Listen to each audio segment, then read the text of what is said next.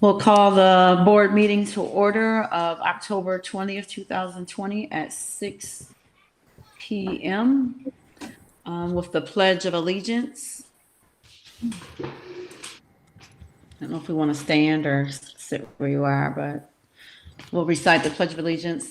I pledge allegiance to the flag of the United States of America and to the republic For which it one stands, nation under God, indivisible, indivisible, with liberty and justice for all. Put that on that. Thank you. Madam Secretary, would you please call the roll?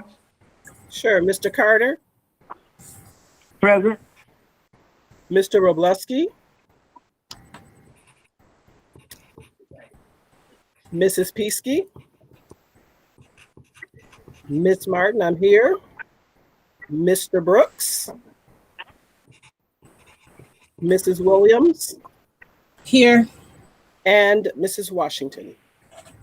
Here, thank you. And if we can recite the Baldwin Community Schools mission statement, which is preparing students for the promise of tomorrow. Right. The purpose of the open board meetings, this meeting is a meeting of the Board of Education in public for the purpose of conducting the school district's business and is not to be considered a public community meeting. There is time for the public participation during the meeting as indicated in the agenda. And tonight we do have 2 communication items.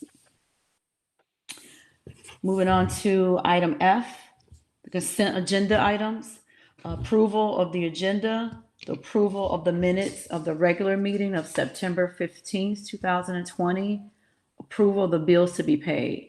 General check fund account starting with check number 74198 to 74326. Food service account, check number 5035 to 5036.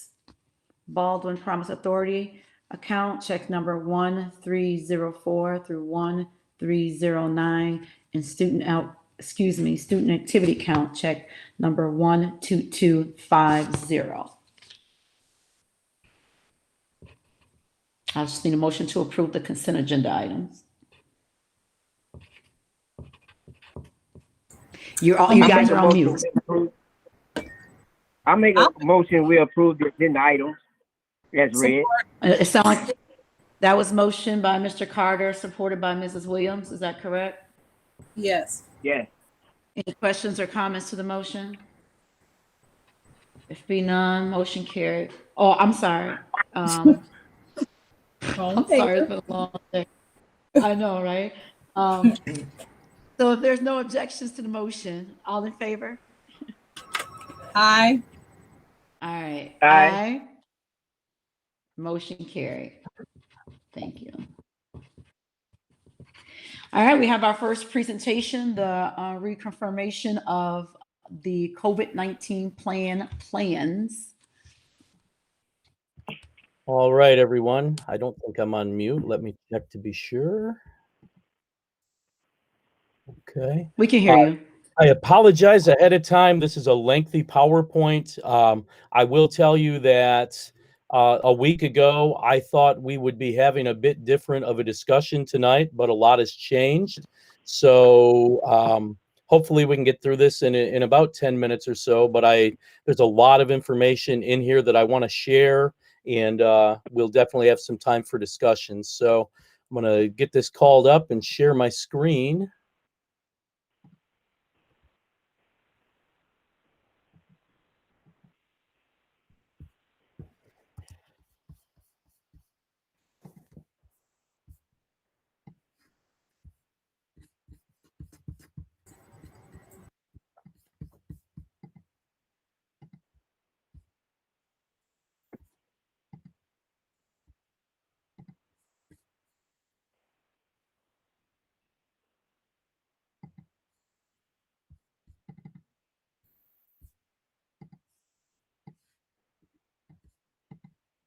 All right, is my slideshow showing?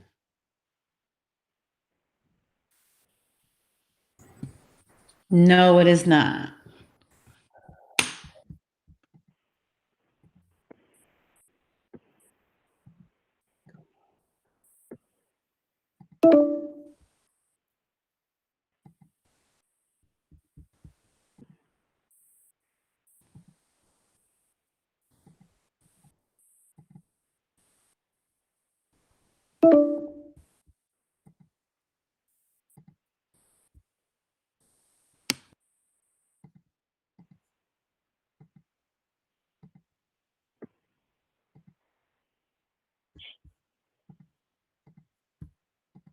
All right.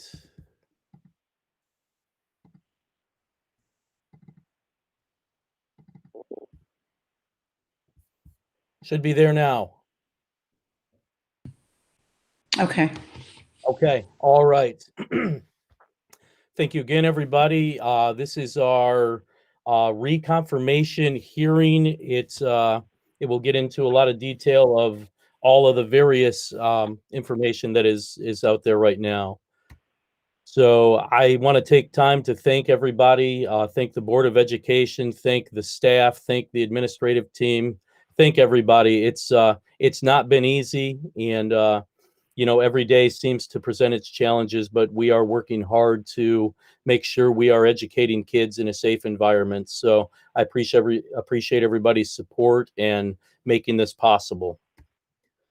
So last Thursday afternoon, it came out that Michigan had set a new daily COVID record with 2,030 cases reported.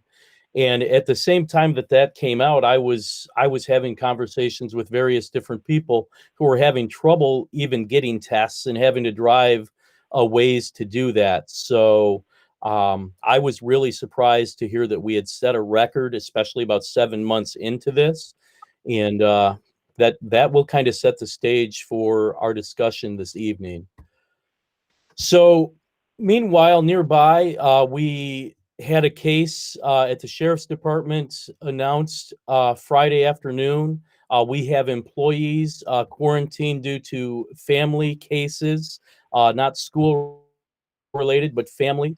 We have other employees who coach at other districts that are closed, and they are part of contact tracing right now. Big Rapids announced a second closure, and then they announced they were going to close for a couple weeks at the middle school, high school level.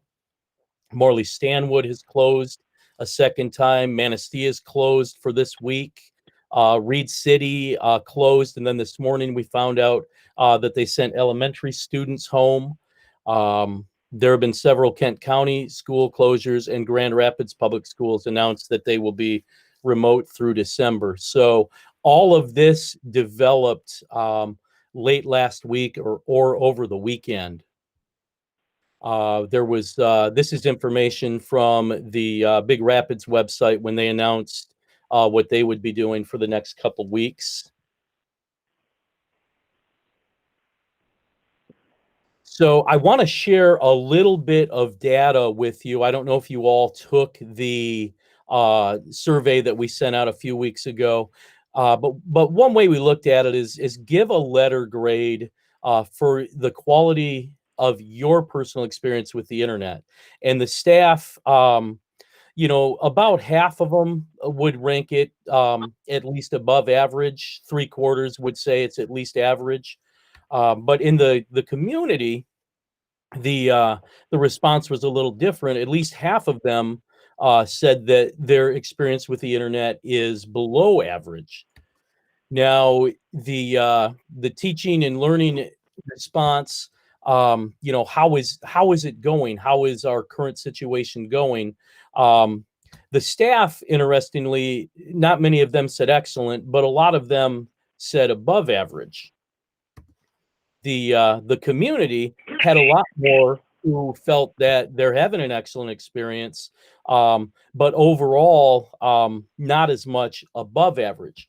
Now, what is interesting is when you look at the community internet response to the community learning response, it almost mirrors each other. So if you have quality internet, you are probably having a good experience with the teaching and learning process. So what does that mean going forward? We have on hand, we just were able to get in 40 Verizon MiFi devices. And as we began that order and started a list of families we thought would benefit from the MiFi devices, we were quickly up to 57. So we ordered another 60. So by Friday, we should have 100 MiFi devices that we are able to distribute. We're also working on those hotspots in the community with Casair and some community businesses. Tom Stevenson, who heads up Michigan Connect, should be available next month to meet with the board and talk about how we try to create internet for all of our families, as we talked about last month. And, all of these work together for the long and the short term. So the principals and the offices are getting things together to be able to start handing out those MiFi devices yet this week. So kind of excited that those finally became available and we were able to get some in rather quickly. So back in August, I think this is probably a graphic from when we did our original plan. The state was at a 7.4 fatality rate, and we were at about 93,000 cases and about 6,400 deaths. So last Thursday, we were up to 156,000 cases and 7,300 deaths, but the case fatality rate had fallen to 4.9. So here a few days later, the latest data that I could get was Monday. Over between Thursday and Monday, we jumped about 8,000 cases. And, we know kind of what that means locally. This is last Monday's data for our surrounding counties. And here is Lake County last Monday, the 12th. We had 39 cases. As of yesterday, we had 52. So between, I believe, last Friday and yesterday, we jumped about 30%. And today, I just checked before the meeting, we're at about 55 cases in Lake County. So that dramatically changed rather quickly. Hey, Chief, can I interject here? Certainly. I got a question. Is this actual COVID cases or is this that PIC? Because I heard something about PIC, which is from the CDC, pneumonia, influenza, and COVID combined. Okay, this graphic that I just went back to is COVID-19 cases by county. So my understanding is this is straight up COVID-19. So I believe this is actual COVID cases in Lake County and in the state. Okay.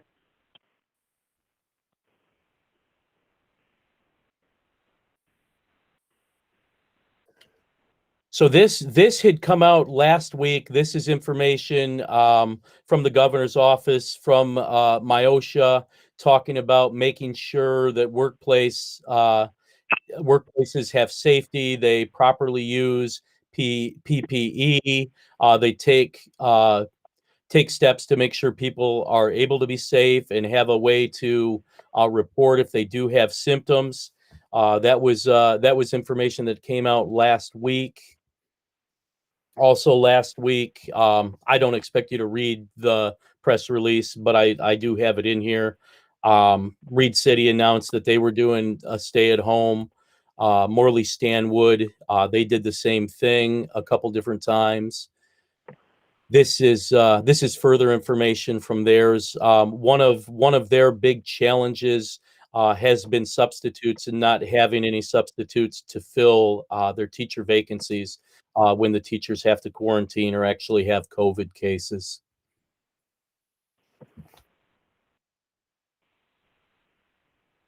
So then also last week, the DHS listserv shared this information just about, we're getting into the flu season. We're starting to get more inside. please keep in mind what the state is asking you to do and help to slow the spread. Again, this press release talked about the cases starting to go on an uptick again, and that information followed with the news tonight. So, what has to happen no matter what, and we are really trying to relay this information, and that's to wear masks correctly. We can't say this enough because, the science says that this is what's working right now. So we have to get people to follow that and wear them correctly. We do have information throughout the school. We've shared a number of emails to remind people, when you're inside, you have to wear a mask. You have to wear it correctly. We're really trying to get this information across because we know, and we read that there's situations that happen where people don't know they have it, and suddenly a bunch of people do. So, we want to slow the spread as much as we possibly can, and continue to follow all the expectations that they have put forth and we've relayed with fidelity. Because if we do that, we can keep things safer.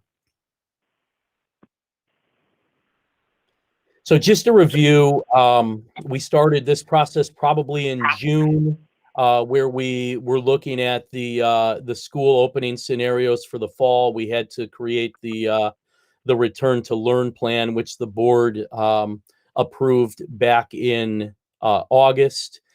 And we had on the task force, we had a lot of constituents. We had a large team, almost 30 people, and spent a lot of time talking through where we could possibly go. We had to put some things together, and we've continued forward to work on new plans. But what is our goal right now? Our goal right now is we need to educate our students in a safe environment where we follow all the guidance, the directives from the state and educational leaders, so we can minimize interruptions to teaching and learning. Break that down, educate our students. I mean, we still are charged with educating our students, and we have to continue forward with that. At the same time, we have to keep our students, staff, and families safe. We get different directives from the governor, from DHHS, from legislature. We have to follow those directives and share that information and make sure that things happen. And overall, minimize interruptions to learning, because we know that will set things back. So in the summer, we had about 72% of families who said they would prefer to start remote. 27% said let's start face to face. And at that time, we didn't talk anything really about a hybrid. We looked at those two plans. So back to the current survey, the community survey right now is about 53% would like to return to face to face. About 18% would like to consider a hybrid, and 23% continue the remote learning. The staff data is a little different. It's 50% continue remote learning, 17% return to face-to-face, 25% consider a hybrid. So our current reality is, we did that survey. We distributed it by robocall, by Facebook, mailed letter, district website, and that data is a bit complex when we're faced with the current reality of outbreaks all around us, and actually the numbers in Lake County going up. So, nobody said this would be easy. I just don't think anybody said it would all be this hard. At this point, our recommendation is continue with a safe and consistent learning environment with fewer interruptions to learning. So continue with our remote model that we have done up through the holiday season and the first couple weeks into the second semester, mostly because there will probably be a lot of travel at Christmas time, and people could return with symptoms and so on and so forth. So try to make a decision by January 17th. So now we get to talking about the third plan, the extended COVID-19 learning plan. You all have had that. The district network team has had that. But what this requires us to do is to reconfirm our plan every 30 days. We need to provide updates, or it actually updates our COVID-19 learning plan that we created originally in April. It's already been shared with DNT and will be, we will reconfirm it with the board monthly throughout this school year. The plan will continue to be fluid, and in the plan, we have to do district assurances. We have to update our learning plan narrative, which also provides a link to our preparedness plan. It's got educational goals and assessment goals, our instructional delivery model with a link to our updated continuity of learning plan, which we created originally in April. It has academic standards and contains an other considerations area where we talk about some of the different partnerships that we have in our community. So what we officially have to do tonight is reconfirm for September of 2020. And board members, I sent this information last night, so hopefully you got a chance to look at it. But we have to identify what we have done so far for instruction, which has been remote, reconfirm how instruction will be delivered for each grade level, which our recommendation is to continue with remote. And then we are to provide publicly the two-way interaction rates for the previous months. So in September, as you can see, our numbers increased, and they definitely got better as the month went on, and as everybody adjusted to the new model. Now, I will tell you that the week after testing, for the first couple of days, we did have a downturn in the number of kids who were attending. So that's just an example of, we had that interruption that previous week that we created, and then it was difficult for people to get back into their routines. So we also have to document public comments about this plan. So I know that we have a number of people watching, so we will document any public comments that relate directly to the plan. Any questions, any discussion, anything that the board would like to talk about, or any administrators who have anything to add that I skipped over by mistake, please feel free to share.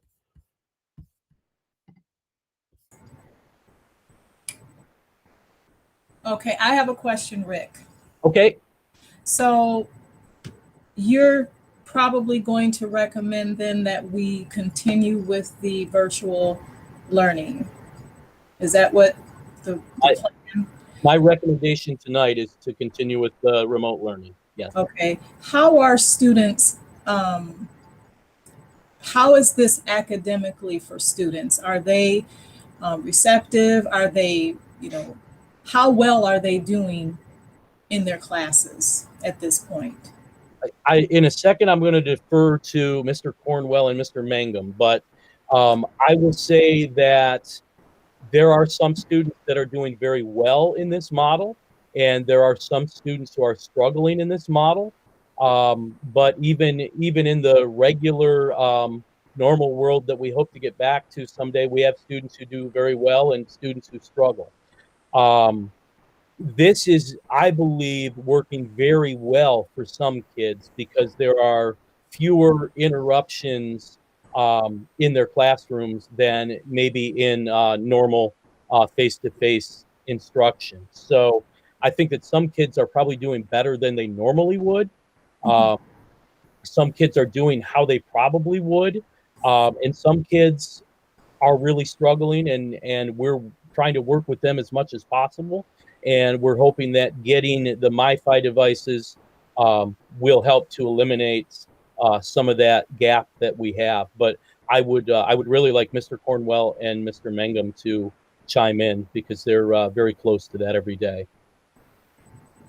So at the secondary level, at the high school, compared to this point last year, we have fewer students with failing grades, and we have more students with A's than we had last year. And then for kids that have a failing grade, they have fewer failing grades, and kids with A's, they have more A's. I think some of those failing grades, like we talked about just a second ago, is that connectivity. And I was doing a quick count. The 60 or so students we've identified, actually, when you include siblings, we're pushing about 105, just by my rough estimate of going through the list. At the middle school level, I don't have the grades pulled, but we just did NWEA. And the average growth score in math for 6th, 7th, and 8th from the last time we tested back in January to now is holding steady. We'd like to see an increase in it, but considering the spring that we had, holding steady is okay with me right now. The one that surprises me is we have about a 7-point increase in reading, which we don't have a 7-point increase when I go back to the last few years. So kids are reading more, which if there's any good point in this right now, that's a big one. Okay, so if we were to say, take the grades that students have now, if we were at the end of the year, how comfortable would you be with, or okay would you be with the grades that they have currently? Would you be okay with their current grades in, moving on to the next grade level at this point? If we were at the end of the year, just for example. When I pulled the grades for the high school kids, I pulled today ended the first marking period, and I pulled last year at the end of the first marking period. So those A's and F numbers are improved from last year at this point. So I'm pretty comfortable at the pace we're going. Okay, because those NWEA scores, that's not from this year. Those aren't the scores we just tested. Those are the ones we just tested, yep. Compared to last winter until last week.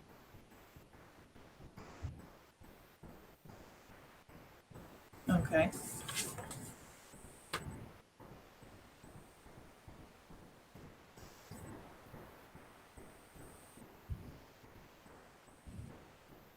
And then also just real quick, since our last board meeting, and the numbers get a little goofy when it comes to attendance.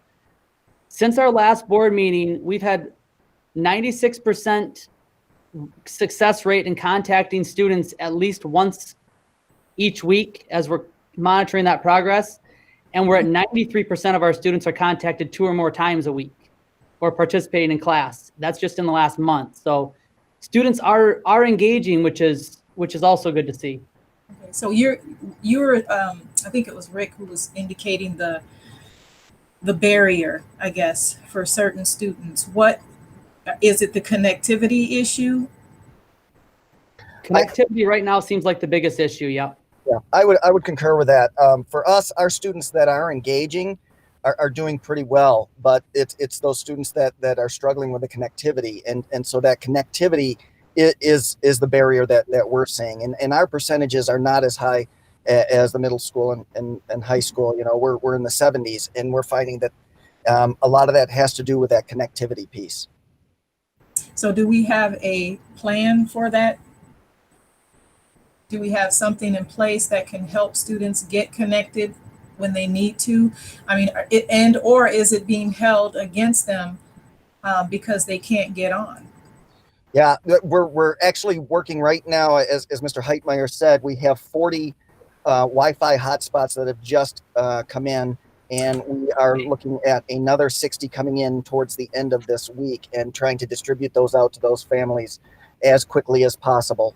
When we're looking at our grading, we're looking at an opportunity for students to make up some of that work or some of that by issuing an incomplete grade and giving them a little bit of a window to allow them to make some of that work up, so that we can have an accurate score for them based on having access at that point.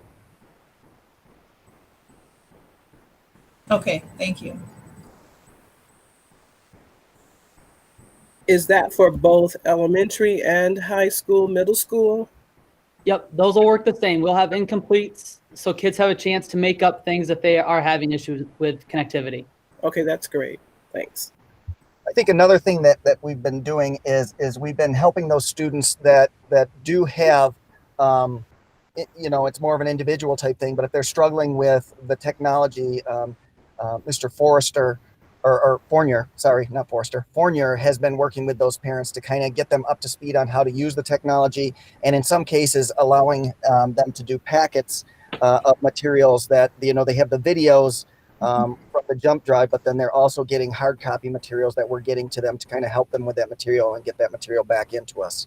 And so we've worked out a process at the elementary to make sure that those kids have that in a timely fashion, which is, the week that those students are getting that content online, they're also getting it through those other methods. And who's actually working with students to get them caught up? Are we utilizing parapros for that? So right now we're looking at using our interventionists. I've been working with them, and we have put together a plan over the last couple of weeks to kind of transition them from that outreach kind of mode of getting kids engaged to starting to work with students and helping them with that process of going through those materials. Now, they still get all the content from the teachers through those instructional videos and those pieces, but also having that second tier, so to speak, of support through our interventionists. Okay, thank you.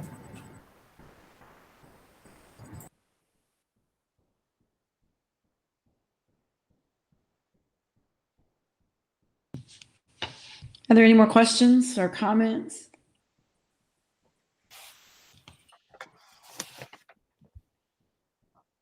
Well, thank you, Mr. Heitmeyer, for that presentation, and our building principals for providing that additional clarification and support and answering those questions. Appreciate that. Now we have the opportunity for community items. So at this time, we'll take any community items that might be out there in the virtual world.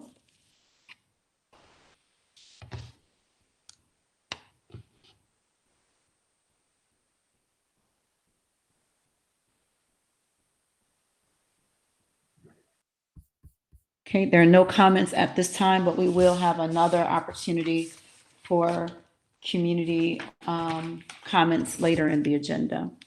So we'll move on to our discussion items. So Mr. Heitmeyer, I will let you present those discussion items.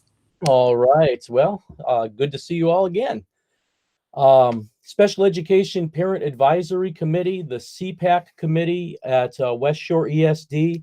Mrs. Peasky has been our CPAC representative in the past, and we would like to recommend that she continue in this role. I don't know if we need to have any discussion about that or not.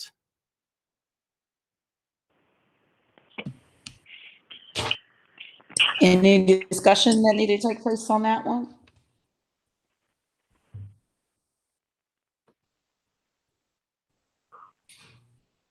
All right. Previous separation agreement in 2018, an individual's position was eliminated, and the following fall, he indicated that he was not given the appropriate written notice of that position change. At that time, the district entered into a separation agreement with him that included a payout, and within that separation agreement is language that indicates that the individual would not apply to the district or a third party that serves the district in the future. This individual would like to coach at Baldwin. I'd reiterate, he was not fired from his position. The position was eliminated. I talked to Mr. Delaporte, our attorney, and he says that he puts a clause like that into all separation agreements, basically in order to protect the district from a potential discrimination lawsuit. For example, if someone is fired, signs a separation agreement, and then the position is posted and they immediately reapply for that position, potentially they could sue and say they were discriminated against by the district or by a company. Mr. Delaporte said that the board has the option to amend the agreement and eliminate the clause if they would like. So basically, the board would have three choices. You could eliminate that clause, have the individual sign a new agreement, ask him to pay back the original payout, and subsequently he could apply and be hired. The board could vote to eliminate the clause, have the individual sign the new agreement, and subsequently he could apply and potentially be hired. And the board also has the option to leave the agreement as it is. In that case, the individual would not be able to apply and could not be rehired. You as a board may think of some other options that I haven't, or that Mr. Delaporte and I didn't talk about, which we could discuss if you think that's necessary.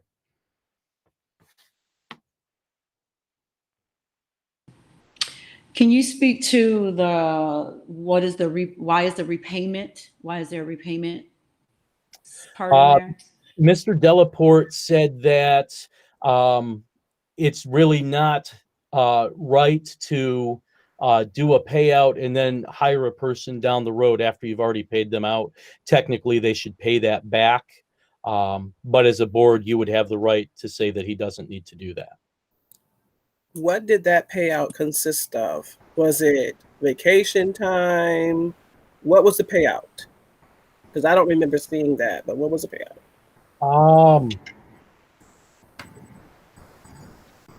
The total was around $4,500. And Mr. Forrester, can you talk about what the content of that was? I don't recall. Absolutely. So the individual contended that they were not given 90 days notice, that, in the contract, it said they would be given 90 days notice, and they were, let's just use an example, because I don't know the number off the top of my head, but let's say they were given 45 days notice. So essentially the employee came in and said, well, I should be paid for 45 more days because I was only given 45 days notice when I should have been given 90. And again, I don't know that those days are exactly accurate, but that's what happened. Thank you, Mr. Forrester. You're welcome. I have a question. Was the payout for salary or fringe benefits? It included both. Okay, now what was the fringe benefits that was out of that payoff? Are you asking for the dollar amount? No, what was the precise item that he was paid off for? Right. So it would have been to continue to provide healthcare, dental, and vision essentially for the additional time. So I mean, I used a 45-month example or 45-day example, but if we used a different example, let's say that he was supposed to be given 90 days notice and he was given 60. That means that there were an additional 30 days in which he would have been employed, and that would have included pay and another month's worth of benefits. So it would basically cover 1 month's worth of benefits and pay for that time period. And that's some of the money you're asking him to pay back. That's the money that we paid back, yes. Or that's the money we settled, yes. Right. And that's what he would have, you're asking him under one of the agreements to pay back. That is one option that the board has. The board does not have to do that, but that is one option the board has. But yeah, so that's what I'm saying. That's what that was. So none of it actually had to do with salary.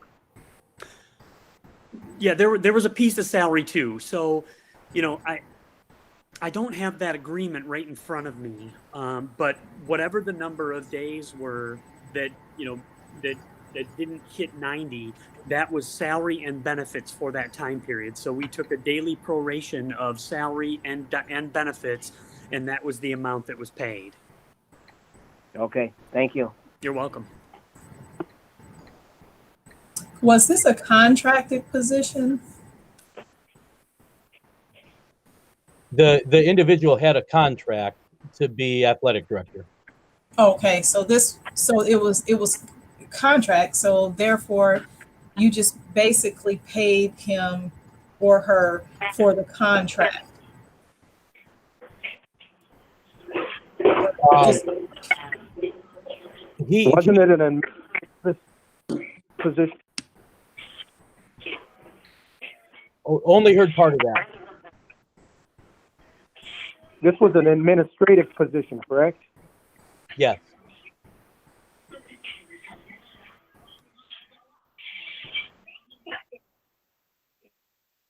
So Mrs. Williams, to answer your question, he indicated he believed that we had breached the contract by not notifying him in writing in a timely manner that the position was being eliminated. So that it wasn't paid.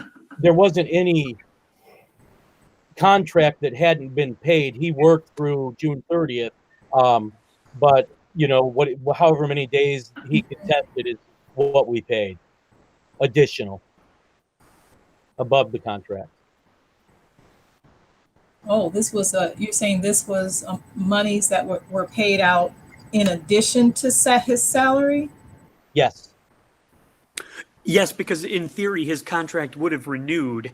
So, you know, and this was with, so, you know, again, if you give somebody writing on May 1st, technically May and June is 60 days. So they would actually be entitled to 30 more days. So essentially he just got paid beyond that contract as if his contract would have renewed up to that 90-day mark. I see.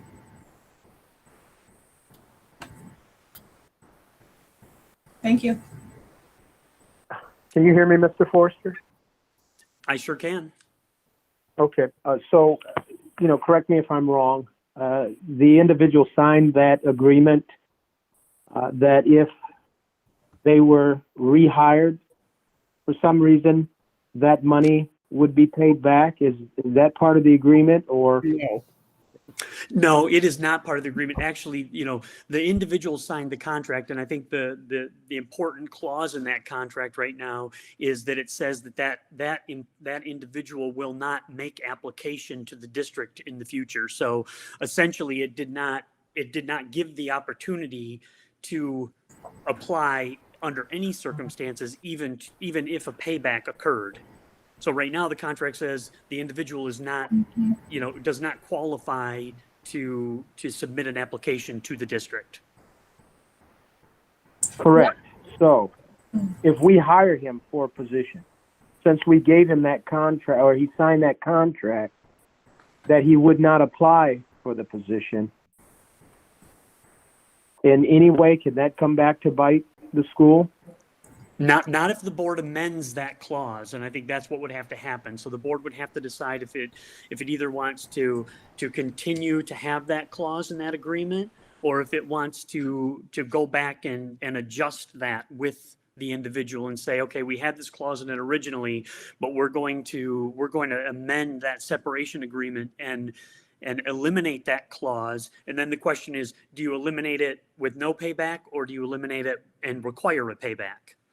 So you'd have to eliminate that clause to allow him to work, you know, technically.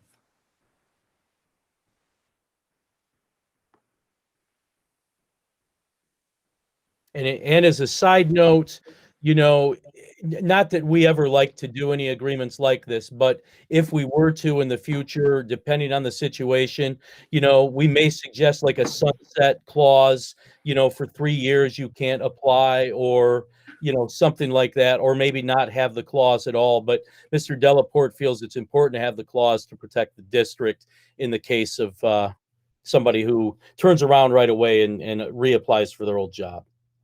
This eliminates the opportunity to do that. Okay, I guess I fail to see how we can ask for the money back if he was in the right. If he said that 90 days was not given to him, or the proper amount of days, and we agreed to that and we paid, why would you ask for the money back?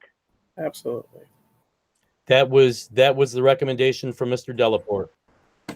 Okay. And That's it's just a recommendation. So. Yeah, that's why I think you have three options to look at. I was going to say, Mr. Heitmer, can you read those three options again? Sure. You could vote to eliminate the clause, ask him to pay back the amount, and then sign a new agreement. Therefore, he could then apply and probably be rehired. He could you could ask him to you could choose to amend the agreement, have him sign it. He could reapply and be rehired. Or you could make the choice to say, you know what, we're going to leave that clause in, which would make it so he couldn't apply and couldn't be rehired. And is it common practice to do these types of agreements with people? I mean, why it was a separation agreement, correct? Yes. Yes. Why a separation agreement? What was that all about? Without getting into too many details. Basically, he felt that the district breached his contract by not giving him the 90 days written notice that was in the contract. Okay. Okay. Thank you. So in the future, we can make it kind of job specific too, right? Yes. Cannot be apply for athletic director job or whatever the case may be. Yes. Yeah. And if he wanted to interview or apply for a job such as an assistant coaching job, if his record deeded that, where there was no problems, in the past, he could apply for that. Correct. Okay. Thanks.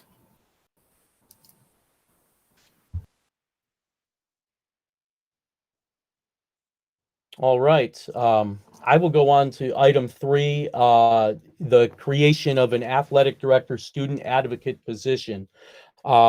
With fall sports in full swing and the potential that they will continue, I would like to look to fill the AD position. It's a big, complicated job, but it's not necessarily a full-time position. I mean, there are times that it's a full-time position with lots of hours, with lots of events, but not all the time. However, it's not easy to attract people to a part-time position, especially one that has some weeks that are full-time hours. So we found a lot of success with our BIS position and our student support specialist position. And I've done some research, and we've had a similar position in the past called a student advocate.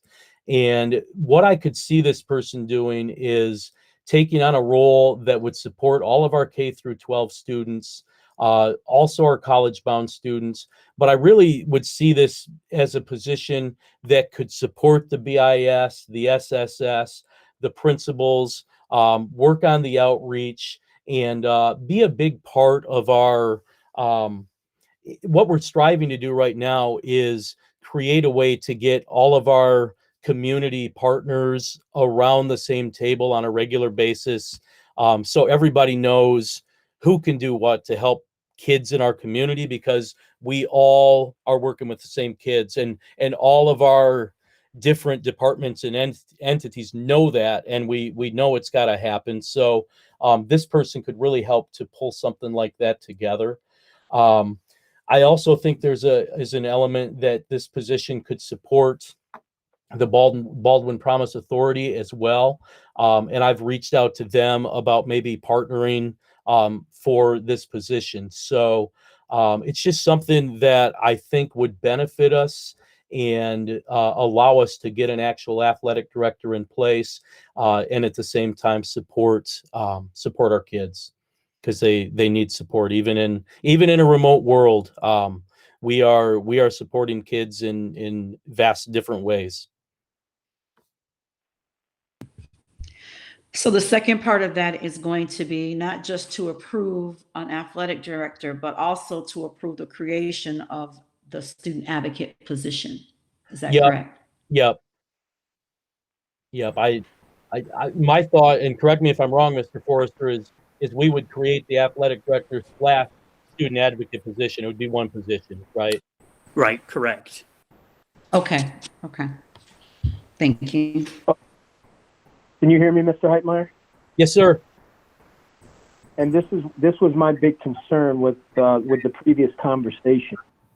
In that conversation, the young man's name is Brent or Briant, and in the job that is being applied for presently, it's Sean. So, is there something in the clause of that separation agreement where he cannot apply for this athletic director, student advocate position? We Since there, we could put that in there. I mean, if we're Okay, going to amend, we could amend it in that way, if that's what the board chose.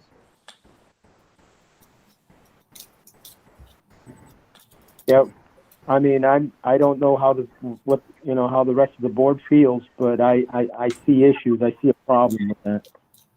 You know, if the individual is already athletic director and there was a separation agreement, if we allow him to, after saying that he could not apply for a position, and we're allowing him to apply for a position, we're kind of going back on our agreement, which is fine if the individual is okay for the position he's now applying for. But if he decides to apply for another one, what grounds do we have that will not cause any issues, whether it's a discrimination, whether anything?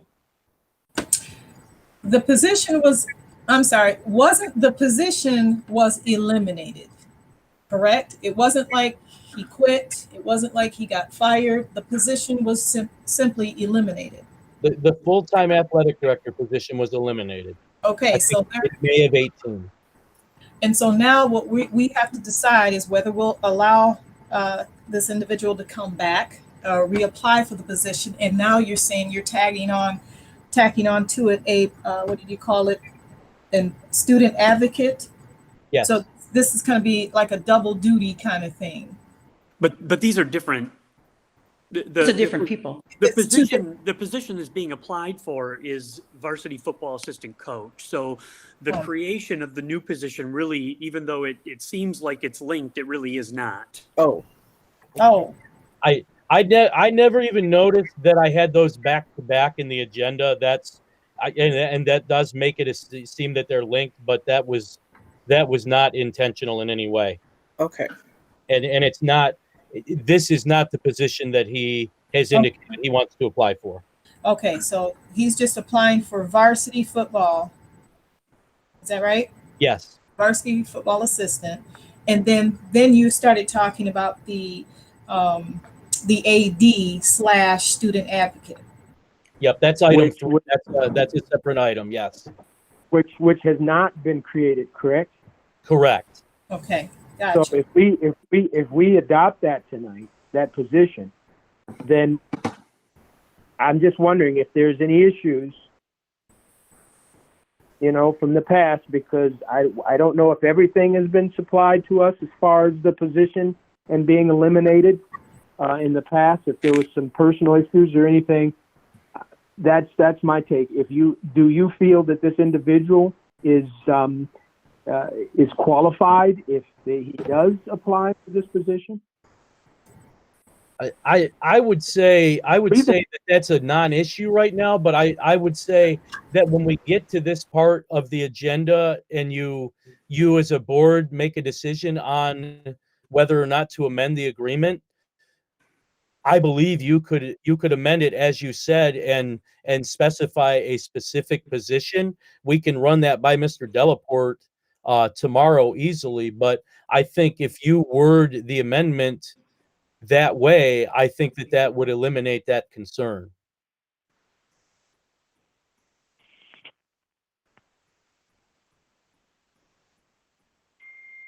Okay.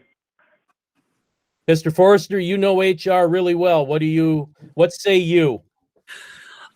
Yeah, I mean, I would agree. I mean, I think that you could, if that was the intention, then the board could certainly amend that section to indicate that they could not apply for the athletic, any form of the athletic director position, move in the future.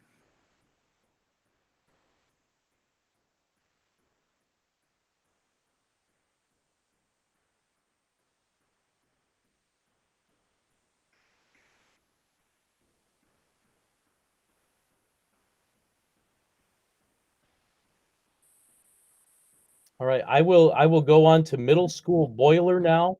I will defer to Mr. Forrester on this one, but the gist of it is, with one boiler down, not working, the other boilers will work much harder. So, Mr. Forrester, go ahead and fill in the details if you would, please.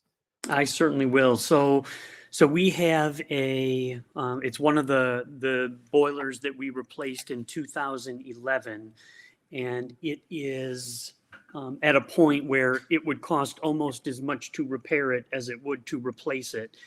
And so we got a quote from Custom Sheet Metal, and they can, obviously you have the quote, and they are prepared to replace that boiler for that cost prior to the heating season. I will tell you that one of the things that I am working with Custom Sheet Metal to do is create some sort of filtration system. So when we did this project in 2012, the primary company that installed all of this stuff, which was not Custom Sheet Metal, didn't put any filtration in for the boilers. So if you have any particles in the water that's running through those boilers, it tends to wear the inner parts of the mechanicals out faster. So what we're looking to do is put some sort of filtration in so that we're not getting all of the all of those particles and materials other than water, circulating through those boilers. Example given: iron, calcium, those type of minerals. Correct. Okay.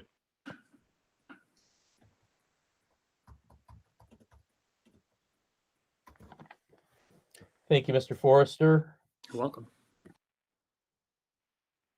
All right, now the one we all enjoy, Neola 35-1, first reading. I'll go through and give you a little bit of information about each, but would ask you to take a look at those and ask any questions. The first one, big one, is 2266. It is a new policy, and it relates to Title IX and subsequent changes that have been made at the federal government level. We're required within this policy to train people who will be Title IX coordinators and train anyone who is involved in the investigative process. We have already done that part, and we are getting continued training for the Title IX coordinators, who are our BIS and our SSS. As like all policies, this creates a lot of words that in the end require clarity to any such investigative process. So it's lengthy, but it's all based on changes at the federal government. 4362 updates the threatening behavior towards staff members. It mostly clarifies the most clarification is it identifies specific ideas in how things might threaten staff members. It was very vaguely written in the past. 5517, this is an elimination of 5517.02, which has been replaced by the Title IX policy. 5610 is another update to the emergency removal policy, the emergency removal of a student policy. This time it clarifies the steps that should be taken, as well as really highlights the requirement to retain records of any investigation. 5611 gets into due process rights. Again, this really focuses on the requirement to retain records of any investigation. 7440, facility security. The update in this one allows the superintendent to authorize the installation of temporary door locking devices. We already have the lockdown system in place. So we will probably approve that one, but we have already taken those steps.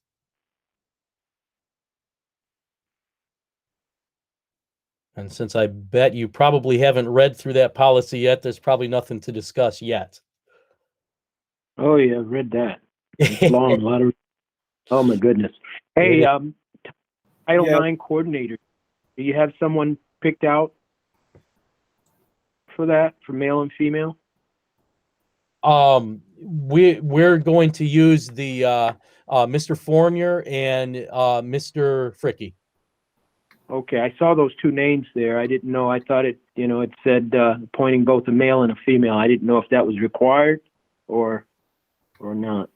I worked through it with Miss Dongvillo, and she supported those folks. So she did not indicate that we should do it differently, but I can look back into that and I can communicate with her to see if there's a recommended change. But the big idea was to have two people.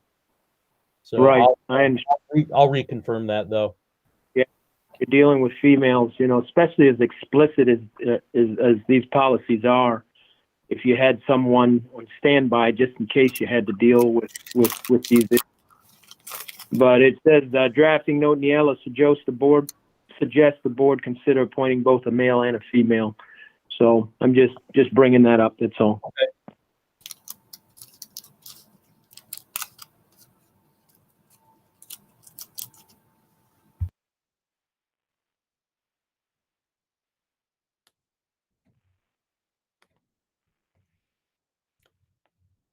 All right, consent agenda items. Item A, consider hiring Mr. Dwayne Roberts as middle school and JV volleyball coach. He currently is the varsity volleyball coach. Item B, hire Sean Williams as varsity football assistant coach. Hire Billy Austin as varsity football assistant coach. Hire Brandon Childress as varsity football assistant coach, and accept the resignation of Zach Engelhart from varsity baseball and JV basketball. Mr. Engelhart has taken a different role in his main job and will be unable to continue to coach for Baldwin.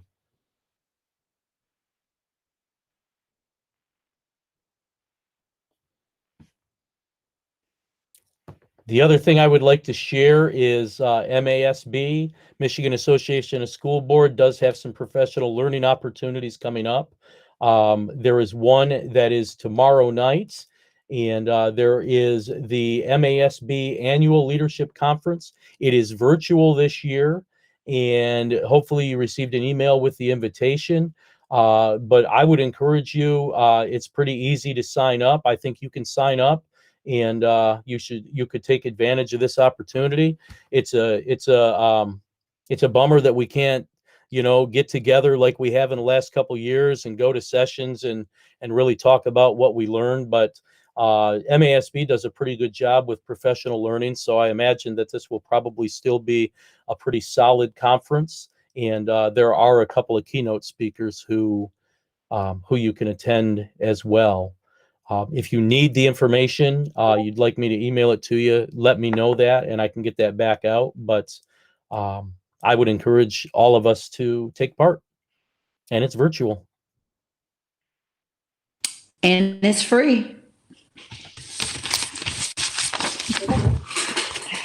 All right. So are there any additional questions or comments for any of the items that Mr. Heitmeyer presented under discussion?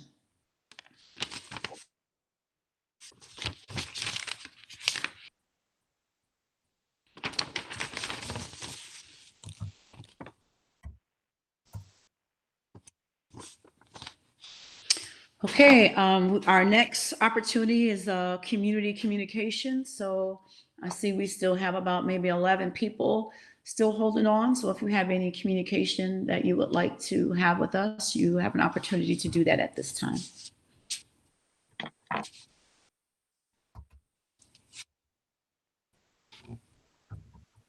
Yes, Madam President. I have a couple questions here. I was trying to voice these questions, but for some reason my phone went on the blink, so I had to hang up and redial.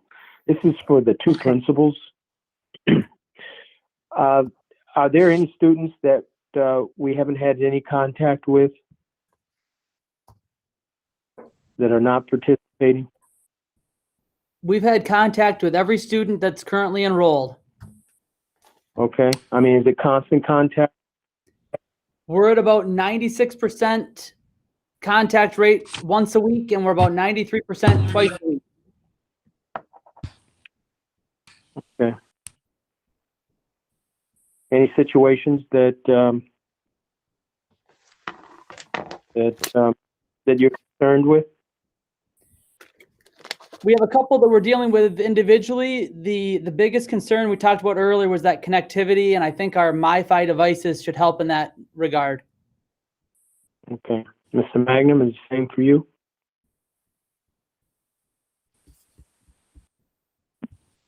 Can you hear me now? My computer died, so I'm on my phone now. Yeah, We can hear Okay. you.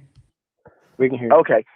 So yes, our numbers are not quite as strong there. We are at about 70, roughly in the mid 70s for those consistent contact cases.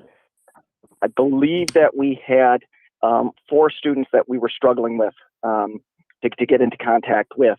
Now we are putting some additional pieces into place with those students that aren't as consistent, right? Like I said, we've adjusted those interventionist roles to increase that contact with those students that are struggling. Those students that are struggling are those ones that have the internet connection issues, and so we're hoping that those MiFi devices kind of bring those students into the fold as well on a more consistent basis.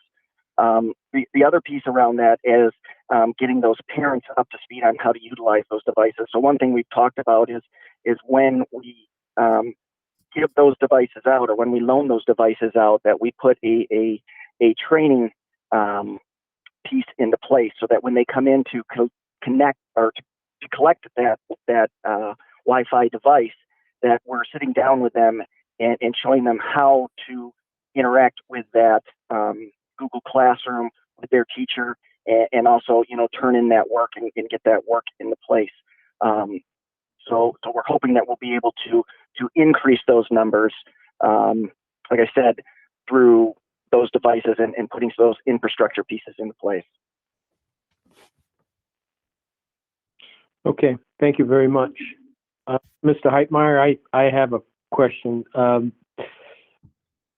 Many of you who don't know, I don't know if I'm sane or insane, but I took on another position. I am a part-time building inspector for Lake County. And it's been brought to my attention a few weeks ago that we have homeowners who are residing in some very terrible circumstances and situations, and they have children.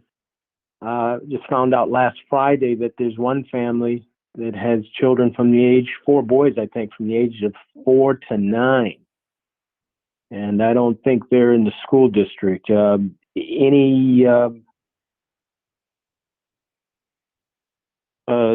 far as truancy, I guess they've been living here for a number of months, probably since school began.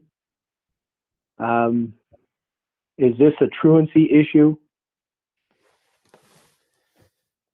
What if they're not from Baldwin, they moved in, there's a chance we don't know about them, but there's a chance that their old school might be trying to locate them.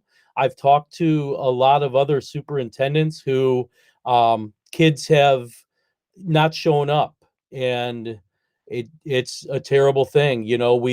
We think that some families are just waiting out the whole COVID pandemic. But if you can put us in contact, we can certainly get out there and try to get them enrolled. I'd have to know more about the situation before I could speculate that it might be truancy at all. But I do know that there seems to be a number of families throughout probably the country, but I know at least throughout Michigan, who seem to be hunkered down and just waiting things out. Right. Well, I'm considered an officer, so which my boundaries are pretty vast. So we have called Child Protective Services, and most of these situations have been reported, and I know that a few of them they're dealing with them, but I didn't know if if they had an automatic pipeline to the school, Child Protective Services, if they would call you automatically because they're in this district, or is it something that has to be, does there need to be a liaison between those two branches? I just don't know. So I'm questions. Mr. Brooks, have you tried Yes, the ma'am. Child Advocacy Center in Lake County? No, don't know anything about it, Mrs. Williams. Can you enlighten me? Well, I can't enlighten you right now because it would take too long, but that would be the agency, if you will, that you would need to get in contact with. Try contacting the Okay. Child Advocacy. And I can't remember if it's called Open Arms. I'm thinking that is the name that they came up with for the Lake County area. It used to be the Developing Child Advocacy Center with Macasa, Osceola, Newaygo, and Lake, but I think they've cut it down to possibly Lake in Newaygo, but you can always look them up and see. That's who you need to get in. Okay. All right. Can I add to this? Yes. Yeah, I think this is exactly what we're talking about when we talk about wanting to build an integrated system and the community support. When we talk about those roles of that student advocate position and the student support specialist and the BIS, how do we build those connections so that we know exactly who to go to for these things and they know who to come to for us. And so I think this is a really, really important piece for the district. Correct. I agree. That's kind of why I brought it up. But thank you, Ms. Williams. I don't mean to take up much time of the board meeting, but I will be in contact with you. Okay. And I can get some more information. And thank you, Mr. Magnum. I appreciate your concern. All right. Just to tie that back together, Mr. Brooks, we just met with the people from DHHS who are going to bring the program right into our elementary school. They'll have an office right there and be able to work with families and support families. We had originally planned to do this last March, but something happened and things went out of control and we were unable to do it. So we started talking again. Geraldine and I did, and she met with us the other day. And regardless of whether we continue remote or whatever choice we make moving forward, they are going to get rolling on that. So we're going to have that program right in the school, and we're really excited about that. So we continue to bring those community resources together. So thanks for bringing that up. Is that Pathways to Potential? Yes, I believe that's the name of it. I was going to say that, but I thought it was slightly different. So no, that is awesome. That has been like a 3-year thing in the making. I'm glad that you shared that information because that has been something that we've been working on for a long time. So I'm glad to hear that. Yeah, Same, the Heitmeyer, because DHHS did come up in one of the conversations because Child Protective Services was passing it over to DHHS. So now I know. Thank you. Thank you so much. You bet. Thanks for bringing it up. Yeah.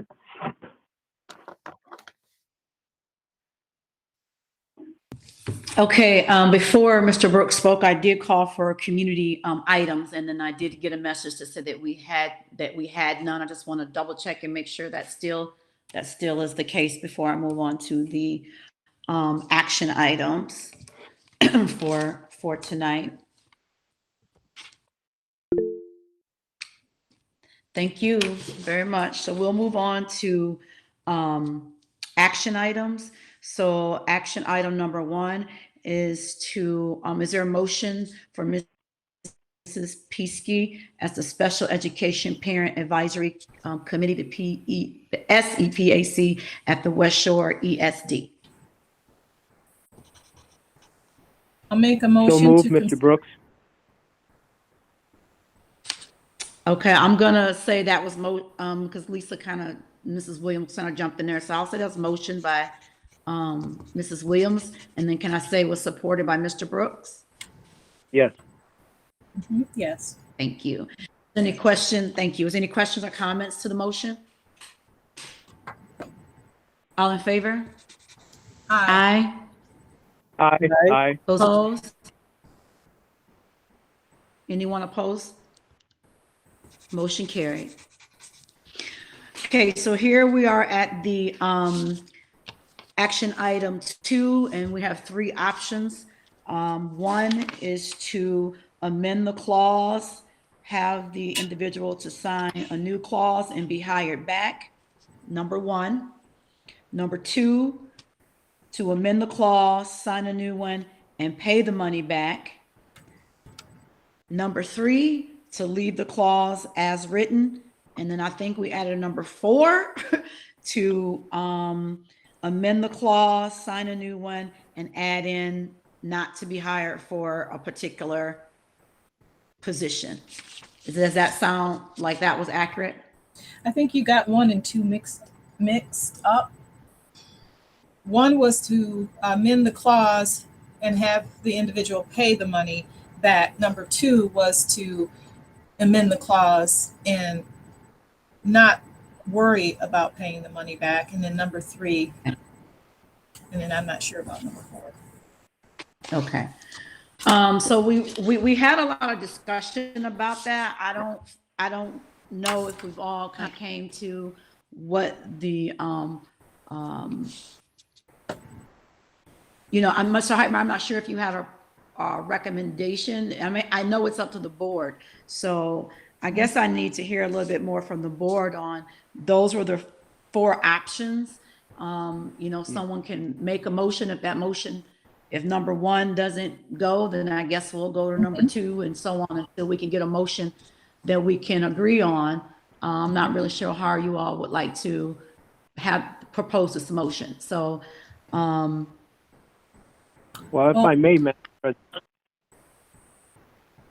Go ahead, Ms. Williams. Well, I was just going to make a motion to amend the separation agreement to delete, or let's just put it this way. I'll make a motion to accept option 2 to the separation agreement. Which is to eliminate the language. Now I can't remember what it was. You have to remind me. Clause to to allow not pay the money back. apply for the position and not pay the money back. Yep. Okay. Option number 2. All right. Okay. I'll second that. So motion's been made by Mrs. Williams for option number 2. And Mr. Heitmeyer, can you read that? Just because I know you have it written. Amend the clause to allow the individual to apply for a position but not pay the money back. And it was seconded by Mr. Brooks. Sir, is there any Yes, I questions? wanted to. Madam President, can I clarify that? Yes.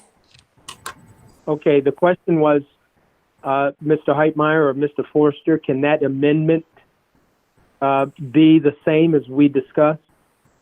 We can amend that. I mean, because there's no language in there as far as amending goes. So can that amendment include what I spoke about earlier?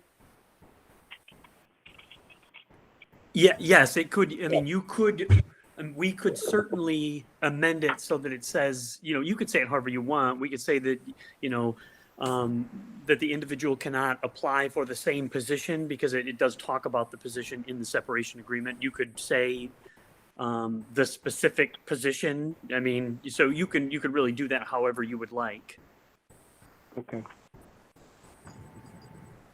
But wouldn't that be number 4 then instead of number 2? Well, I don't know if there's necessarily a number 4 because what we're talking about is amending the clause. So, Right. I mean, the board can give us direction on how they want us to amend the clause, but the key would be to amend the clause to allow him to be able to apply. If you want to, if we want to vote on this and then the board says, please specify that he should not apply for X position, we can do that in the amendment.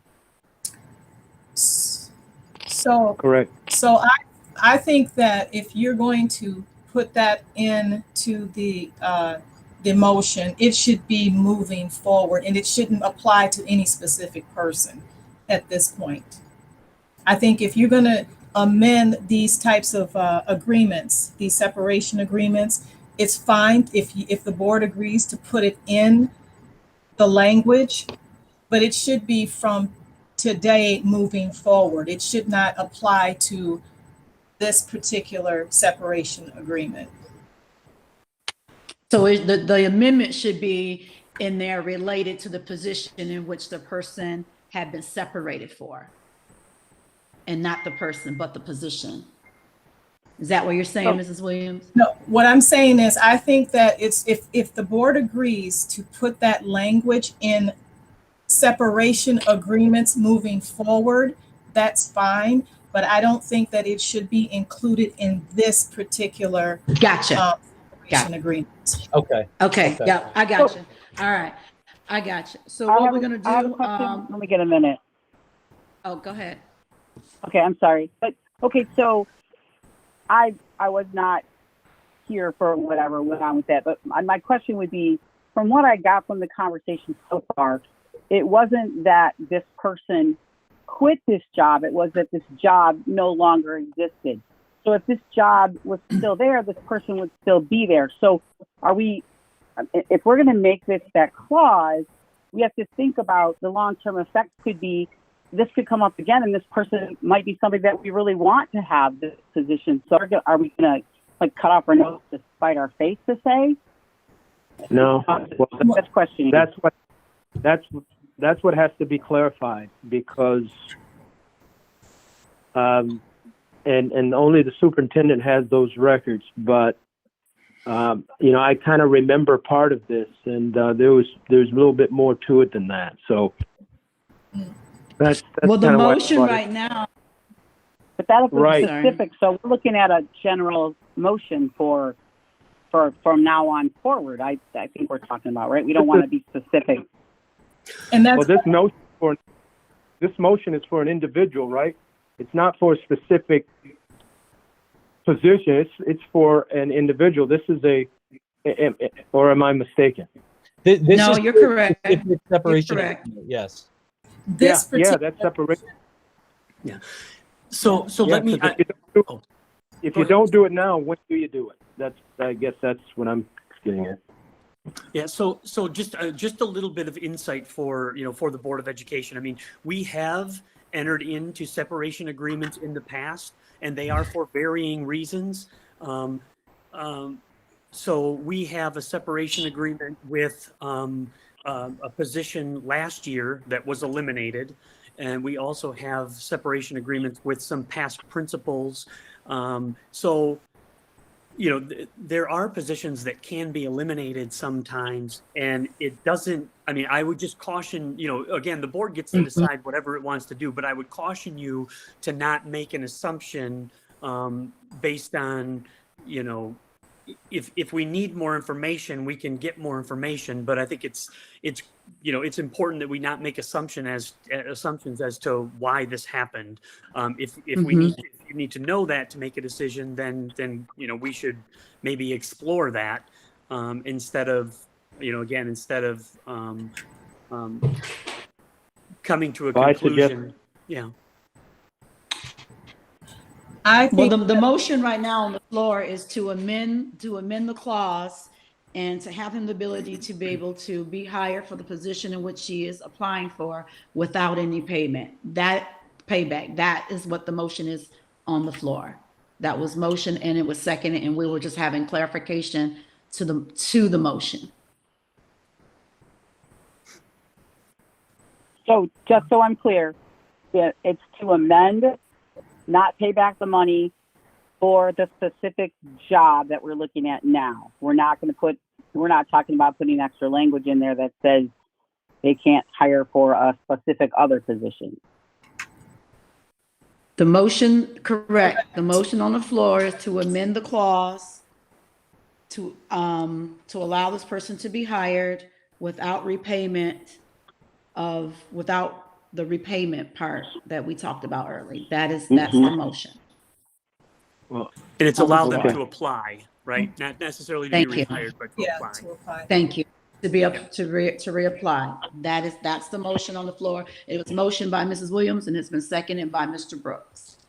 Actually, I thought Mr. Heitmeyer did mention to be hired back. Didn't you say that, Mr. Heitmeyer? Well, we'll make that determination in consent items B. Okay, gotcha. Yep. Okay. Thank you. Is there any other questions to the motion?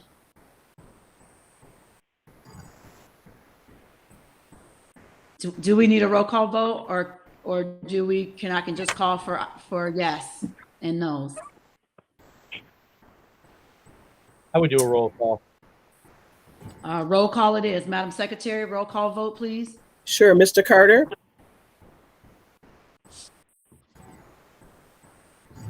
Mr. Carter, are you still with us? All right, Mrs. Peasky? Yes. Martin, yes. Mr. Brooks? Yes. Mrs. Williams? Yes. And Mrs. Washington? Aye. Motion's carried. Thank you. Action item 3, approving the position of the athletic director / student advocate position to begin 2020-21 school year. Is there a motion?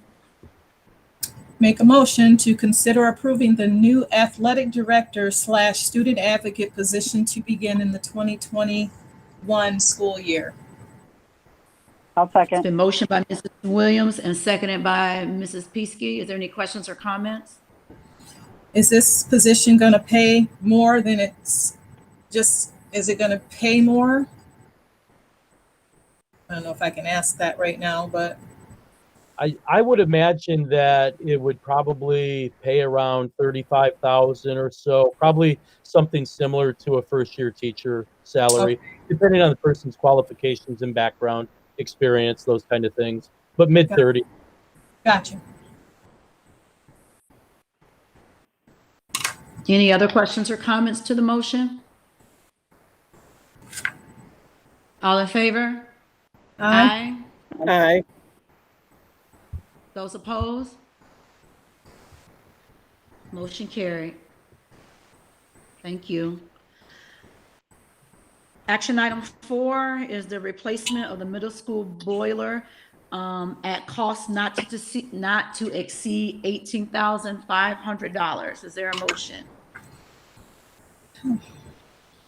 Consider a motion to replace the middle school boiler at a cost not to exceed $18,500. I'll second. The motion by Mrs. Williams, the second by Mrs. Peasky. Any questions or comments to the motion? All in favor? Aye. Aye. Those opposed? Motion carried. Madam Thank you. President, Yes. I don't know if you noticed, but that Neola 35-1 wasn't included in the action items. I don't know if it was an oversight or wasn't supposed to be there. It was This just our month- first read. Oh, I got you. Yeah. Okay. Thank you. Thank you, though. I appreciate that. So under consent agenda,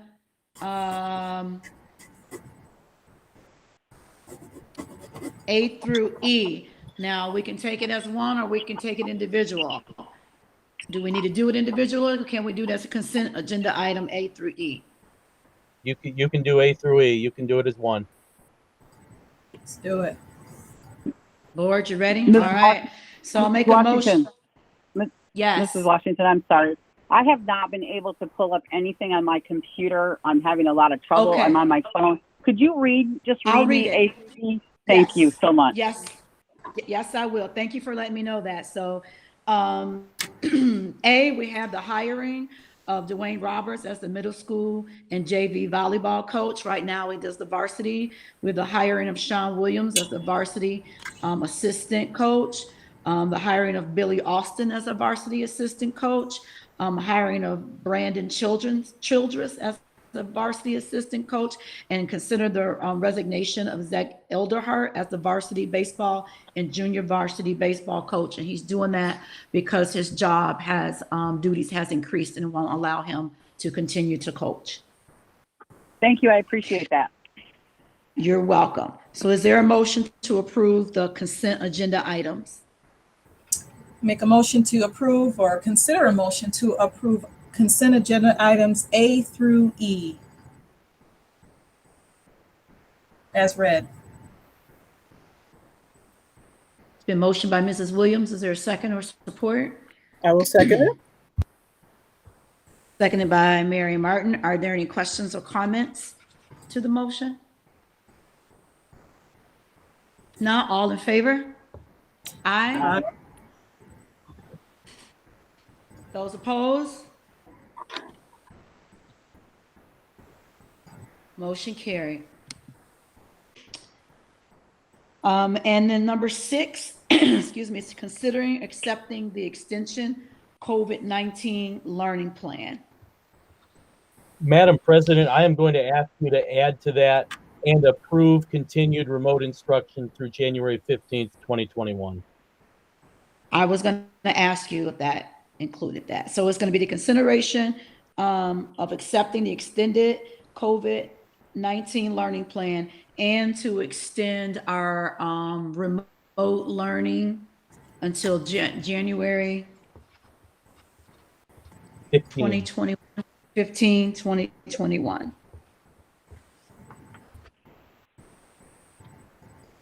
I'll make a motion that we approve. So what you just read, I'm sorry. The extended COVID-19 plan and to continue remote learning till January 15th of 2021. Is there a second or You go. support?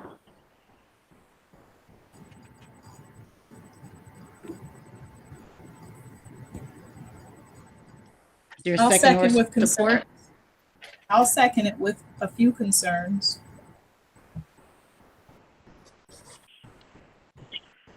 One So it's been being, motion. Go ahead. no, I was just gonna say, you know, look, I understand this COVID-19 is real and it is out there and it is not letting up. I'm just a little bit concerned about student performance and academically. Yeah,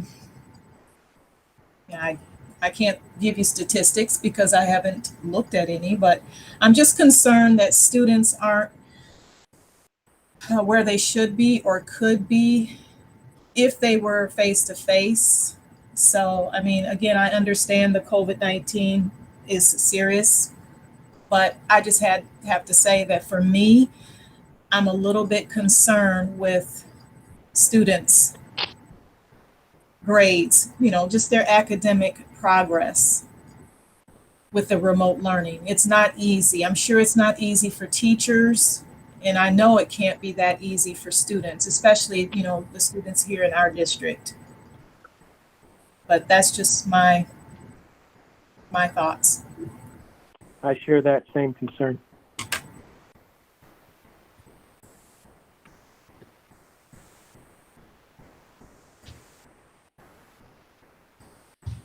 Thank I you. yield. Thank you. So it's been motioned by Mrs. Peasky and seconded by Mrs. Williams. Are there any more questions or comments to the motion? If not, all in favor? Aye. Aye. Aye. Those opposed? Nay. Nay. Let the record show that's 2 nays, and that's Mr. Brooks and Mrs. Williams. The motion is carried. Thank you all. So now we're at superintendent items.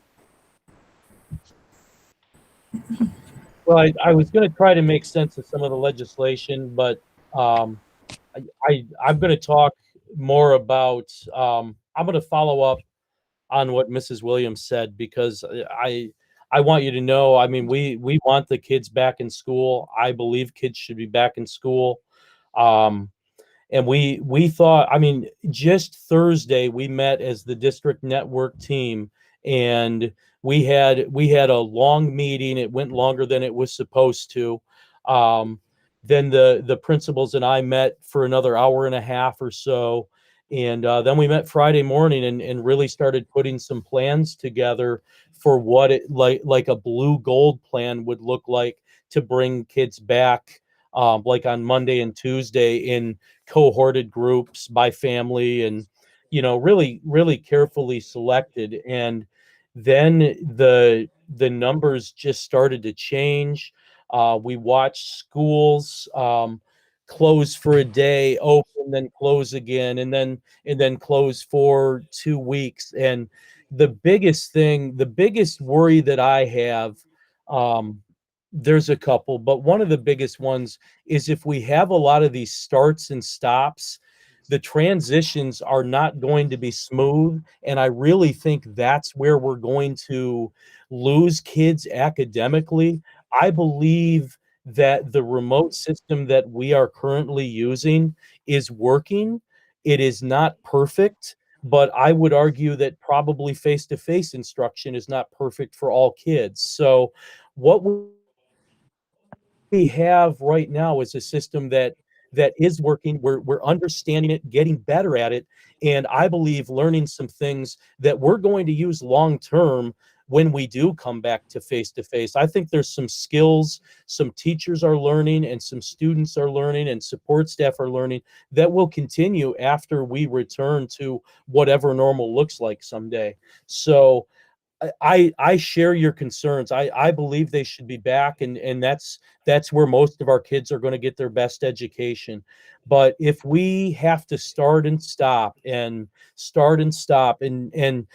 create almost like a bad winter of snow days where you're doing all these, we can't have school today, that interrupts things way more than the consistency of what we're doing now. And I truly believe that this plan will work for us at this point. But I do appreciate you bringing it up. It's not an easy decision, but as of Friday afternoon when I headed home, I thought we would go in a completely different way. I really did. And, our numbers in Lake County have gone up.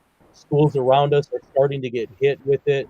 And I think that if we are consistent and continue moving down the road in the direction we're going, our kids are going to be better off than bringing them back right now and potentially having further situations where we have to suddenly go remote. So I appreciate all the thoughts tonight, all the feedback.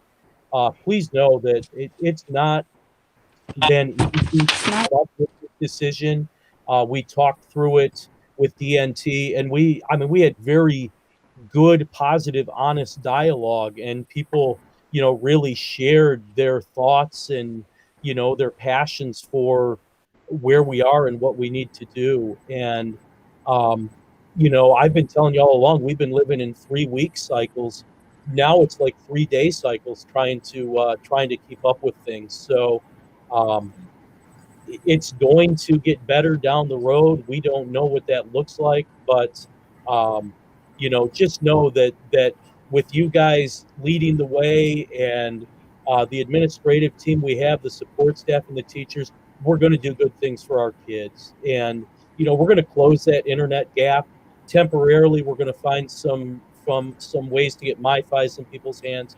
But, you know, we do have the big plan of bringing internet to everybody, and it's possible and doable. So, you know, just realize that this pandemic is going to create better things for us down the road. It's just the challenge of getting through the stress of day to day. But, you know, we're keeping our heads up. You're keeping your heads up, and we've got good things going on, and we will get there. It's just not easy. So thank you. Thank you for your candor. Yeah, my biggest concern, Beef, is you know, we kind of stay in contact with the cases in this area, and on a daily basis, and I know that the information that we have, there's been 51 confirmed cases total. But even right now, my latest data says there's like 5 or 6 cases in Lake County. So that's, you know, we can compare notes or whatever where you're getting your information so that we can compare apples to apples. But like I said, this is a special place, a small county. It seems like, you know, this is just personal. The hand of God has kind of kept us out of this deep mess. I mean, you look right over in a couple counties over, and they're just, at least according to the numbers, they're going up, but we're not. So my concern are for especially the young children, especially the 3rd grade on up, or 1st through 3rd, kindergarten through 3rd, rather, preschool through 3rd. My concerns are getting behind. So, you know, obviously the ball is in your court as the administrator. But I do not want to look back and see how far we've dropped because of this, because I know there are children, not just in this state, but all over the country that are suffering as far as learning is concerned. So that's my 2 cents. Thank you. So, Mr. Heitmeyer, does that mean that you're not going to make sense of the current legislation? You yielded that? Yeah, I don't know that I could. So Okay. I'll yield with that. Absolutely. Okay. Okay. Are there any other board member items? I do have one.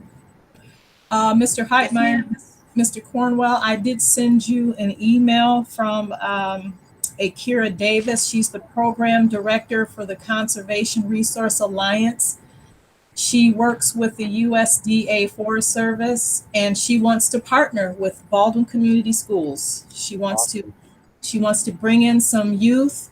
It kind of reminds me of a program that I used to be into with the U.S. Forest Service here in Baldwin at the Baldwin Ranger Station, where they brought in youth and they, you know, took them out in the Manistee National Forest, and they built trails and planted trees and did a lot of things outdoors. I would get into it, but it is getting late. But it's something that I hope that you read. I did send you a copy of the RFP, and hope that you guys had a chance to look it over. And if you could please reach out to her. I told her that I would mention her name at the board meeting tonight.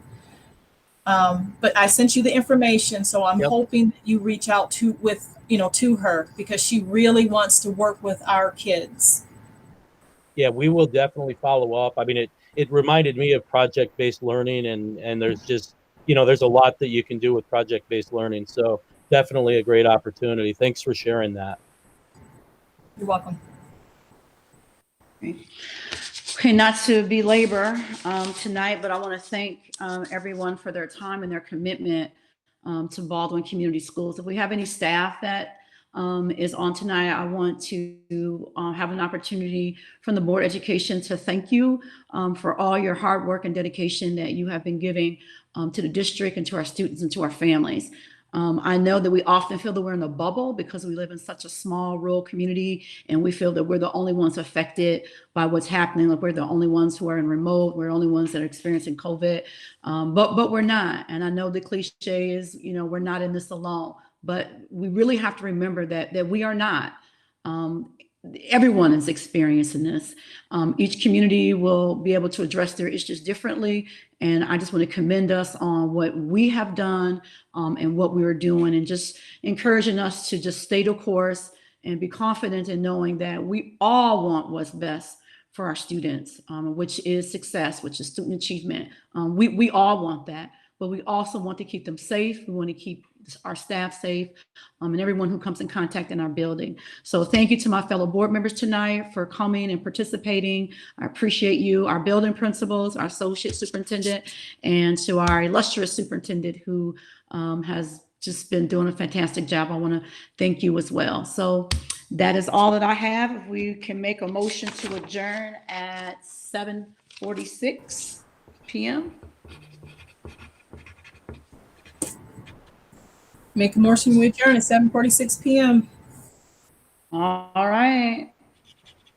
The motion by Mrs. Williams. Somebody support it, please. Thank you. I'll support it. Mrs. Washington supports it.